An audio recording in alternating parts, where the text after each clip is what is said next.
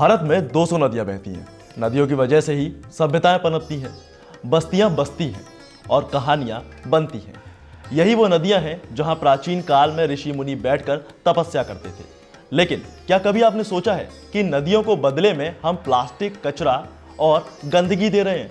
और इसीलिए आज हम बात करेंगे भारत में मौजूद उन तमाम नदियों की जिनका सांस्कृतिक, धार्मिक और आर्थिक महत्व कहीं ज्यादा है। नमस्कार, मेरा नाम है दिव्यांश वर्मा और आप देख रहे हैं वन इंडिया हिंदी। सबसे पहले हम बात करेंगे भारत की उस नदी के बारे में जिसका नाम हर इंसान की जुबान पर हर रोज आता है। जी हाँ, मैं बात कर रहा हूँ गंगा की। उत्तराखंड राज्य में गौमुख के नजदीक गंगोत्री हिमनद से 3900 मीटर की ऊंचाई से निकलने वाली गंगा देश में अपना पौराणिक, आर्थिक, धार्मिक और सांस्कृतिक महत्व रखती है। ये करीब 2525 किलोमीटर में फैली हुई है, जो उत्तराखंड, उत्तर प्रदेश, बिहार और पश्चिम बंगाल को कवर करती है। इसके दूसरी तरफ बहती है इसकी सपोर्टिंग रिवर यमुना और सोन, और गोमती, घाघरा, गंडक, कोसी और महानंदा इसकी बाईं तरफ बहती है। भारत के 1/4 लैंड एरिया से बहते हुए ये नदी गंगा सागर आइलैंड के पास बंगाल की खाड़ी में गिरती है। लेकिन अगर इसके धार्मिक तौर की मैं बात करूं तो गंगा को भारत की सबसे पवित्र नदियों में से एक माना जाता है। और अगर बात इसके आर्थिक महत्व की जाए तो इस नदी से आसपास के इलाकों में खाने पीने की चीजों के लिए फसलों की पैदावार काफी ज्यादा मात्रा में हो जाती है, जिससे ये फसलें देश की कृषि व्यवस्था को मजबूत करने का काम करती हैं। और यही वो नदी भी है जिससे भारत की फिशिंग इंडस्ट्री को भी काफी सपोर्ट मिलता है।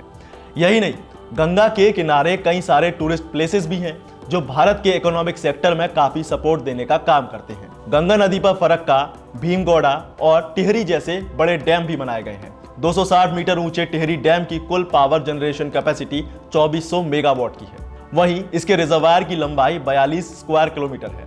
इस बांध से हर दिन 2,70,000 हेक्टेयर एरिया की सिंचाई और 102.20 करोड़ लीटर पानी दिल्ली, उत्तर प्रदेश और उत्तराखंड को उपलब्ध कराने का लक्ष्य रखा गया है। कुल मिलाकर यह कहना गलत नहीं होगा कि गंगा नदी उत्तर भारत की अर्थव्यवस्था की स्पाइन है। और अब बात करते हैं ब्रह्मपुत्रा नदी की। कई संस्कृति और सभ्यताओं का मिलन करवाने वाली ब्रह्मपुत्रा भारत की ही नहीं बल्कि पूरे विश्व की सबसे बड़ी नदियों में से एक है।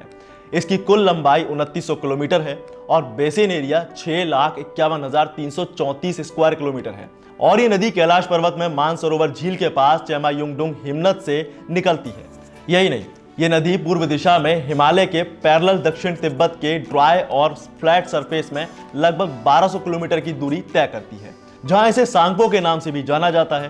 भारत में ये नदी अरुणाचल प्रदेश में होती हुई असम से गुजरते हुए बंगाल की खाड़ी में जाकर मिलती है। वैसे तो इस नदी को कई अलग अलग नामों से जाना जाता है, जैसे अरुणाचल प्रदेश में इस नदी को सियांग, दिहांग और असम में ब्रह्मपुत्रा, बांग्लादेश और जमुना और चीन में यालुत्सांग, पूचियांग और यरलुंग जैंगबो जियांग के नाम से जाना जाता है। इसके अलावा अरुणाचल में ब्रह्मपुत्रा की फेलो रिवर्स दिबांग और लोहित भी है, जबकि असम घाटी में इसे बूढ़ी दिहिंग और धनसरी, सुबनसिरी, कामेक, मानस और संकोश जैसे नामों से जाना जाता है। और आपको बता दूं कि ये वो नदी है जो मुगल और अहोम साम्राज्य की संस्कृतियों के मिलन की गवाह रही है। असम के बड़े शहर जैसे डिब्रूगढ़, जोरहाट, तेजपुर, गुवाहाटी, धुबरी और ग्वालपाड़ा को ये नदी कवर करती है, जिसके चलते एक बड़ी आबादी का जीवन इस नदी पर निर्भर करता है। अभी हमने जाना गंगा और ब्रह्मपुत्रा के बारे में, और अब बात करते हैं गोदावरी की। यह नदी 1465 किलोमीटर के एरिया को कवर करती है। यह नदी महाराष्ट्र के नासिक में त्र्यंबकेश्वर के पास मध्य भारत के पश्चिमी घाट से निकलती है और आंध्र प्रदेश के पश्चिमी गोदावरी और पूर्वी गोदावरी जिले में एंटर करती है और बंगाल की खाड़ी में जाकर मिल जाती है।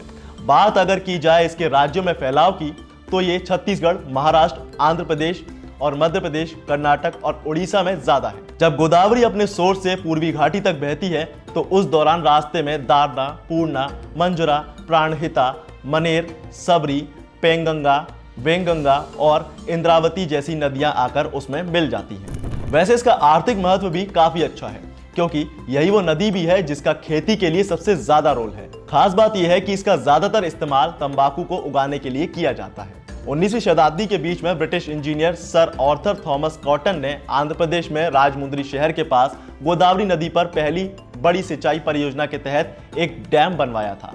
1947 के बाद से कई परियोजनाओं को इस पाइपलाइन से जोड़ा गया, जो सिंचाई और हाइड्रो इलेक्ट्रिसिटी प्रोवाइड करती है। इसमें जायकवाड़ी डैम भी शामिल है। इतना ही नहीं, यही वो नदी भी है जिस पर पोलावरम सिंचाई, कालेश्वरम, श्रीराम सागर, इंचमपल्ली और सदरमत अनिकुट जैसी बड़ी परियोजनाएं भी चलाई जा रही है। और अब बात एक और ऐसी नदी की जिसका नाम गंगा के साथ लिया जाता है। जी हाँ, ये नाम है यमुना। वजह है गंगा के साथ इसका सपोर्टिंग रिवर होना।